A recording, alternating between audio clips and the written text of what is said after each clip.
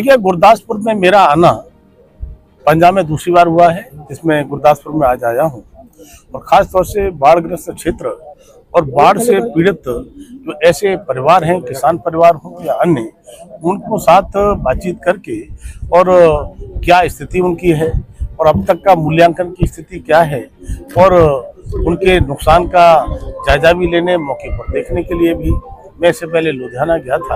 आदरणीय प्रधानमंत्री मोदी जी लगातार सबका साथ, सबका विकास, सबका विश्वास, सबका प्रयास की बात केवल कहते ही नहीं है, उसे चरितार्थ करने का काम करते हैं। इस तरह से मैं कह सकता हूँ कि वास्तव में पंजाब में किसानों के साथ जिस तरह से बहुत बड़ी एक तरह से आपदा जैसी आई है और मैंने देखा है यहाँ पर दो नदियाँ जो बहती हैं, उन नदियों का नाम है, एक का रावी है और एक का उज।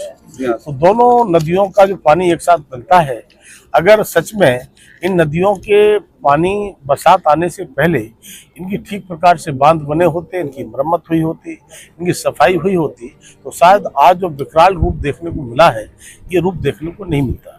कई बार खनन की शिकायतें भी जैसे लुधियाना में मुझे मिली थी, तब मैं कह सकता हूँ कि मैं किसी पर आरोप नहीं लगाना चाहता, लेकिन ये सच है कि कोई भी व्यक्ति बरसात आने से पहले, छोटा किसान भी होता है, वो भी अपने घर की मरम्मत करता है, देखता है। तो सरकारों की जिम्मेदारी भी होती है कि हम अपने प्रदेश की रक्षा करें, प्रदेश की नदियों को देखें। लेकिन यहाँ पर कहीं न कहीं चूक हुई है।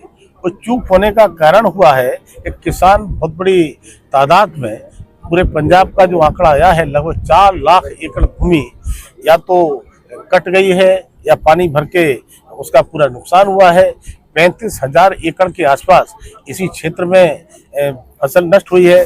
मैं देख रहा हूँ जहाँ धान की पैदावार 25 कुंटल से लेकर के 335 कुंटल तक की होती थी पर एकड़, आज घट करके उसकी लगभग आधी रह गई है। इसीलिए इसे गन्ना की खेत में देख रहा हूँ, गन्ना में पानी अभी भरा हुआ है, गन्ना जैसे जैसे धूप पड़ रही है सूखता चला जा रहा है। तो मैं कहूँ जाने की बात होगी अब केंद्र सरकार। पंजाब सरकार ये कह रही है कि ये 1600 करोड़ रुपया जारी किया केंद्र में, कब तक मिलेगा? प्रदेश सरकार को चिंता करने की जरूरत नहीं है, उन्हें पता होना चाहिए उनको नहीं मिलेगा। हम देंगे तो किसानों को मिलेगा, किसानों को दिया जाएगा और जैसे ही मूल्यांकन होकर पहुंचते हैं देर नहीं लगेगी।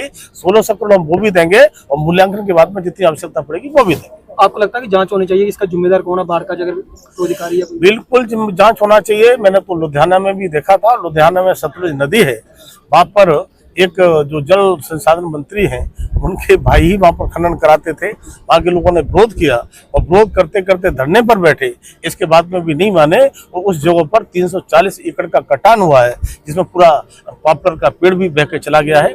तब मैं सीधा सीधा आरोप नहीं लगाना चाहता, लेकिन जांच का विषय है, जांच हो, जांच में जो दोषी पाया जाए वो फिर बख्शना नहीं चाहिए, उसके लिए कड़ी से कड़ी सजा मिलना चाहिए।